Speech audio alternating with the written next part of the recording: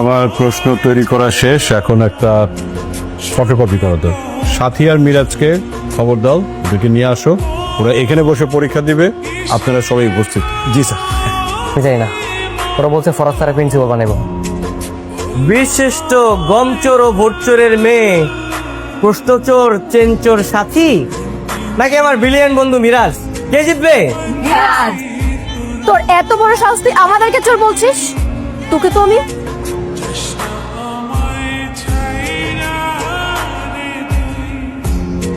এই কি হচ্ছে সব? মিরাজের সাথীকে প্রিন্সিপাল স্যার ডাকছেন, আসো।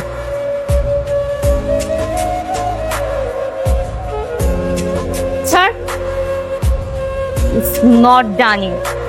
I will see you later when I do better. Be ready. We are always red. Fan break us. আমাদের বন্ধুত্ব সবসময় মজবুত। যখন আমরা একসাথে থাকি তখন আমরা অপ্রতিরোধ থাকি।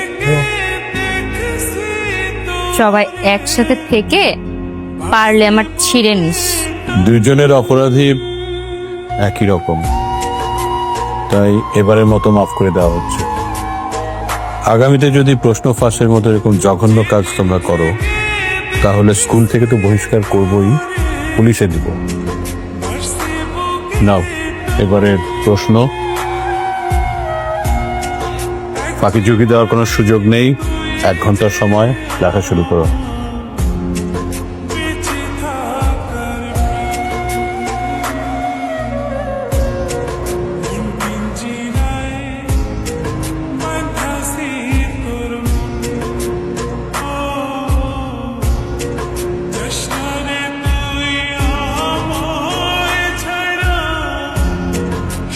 স্যার,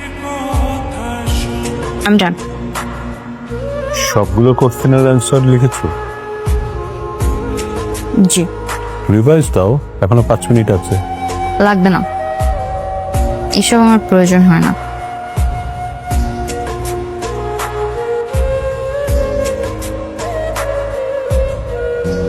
দ্রুত লেখো, সময় চলে যাচ্ছে।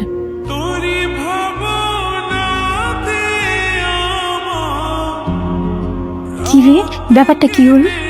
ওর পরীক্ষা শেষ হয়ে গেল? তো তাই মনে হচ্ছে। আপু, যেভাবে প্ল্যান করেছিস সে প্ল্যান অনুযায়ী কাজ হচ্ছে তো? এখানে মিরাজ এবং সাথী দুজন পার্টিসিপেট করেছে। আমরা 100 নম্বরের এমসিকিউ নিয়েছিলাম। এর পরের রাউন্ড হচ্ছে ভোটিং রাউন্ড। আমার হাতে আজকে এমসিকিউ রেজাল্ট আছে। তোমাদেরকে আজকে আমি এমসিকিউ রেজাল্টটা জানিয়ে দিচ্ছি। 100 নম্বরের এমসিকিউ টেস্টে মিরাজের মার্ক এসেছে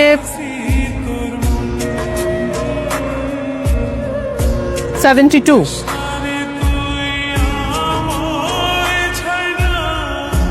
আর 100 নম্বরের মধ্যে সাথী পেয়েছে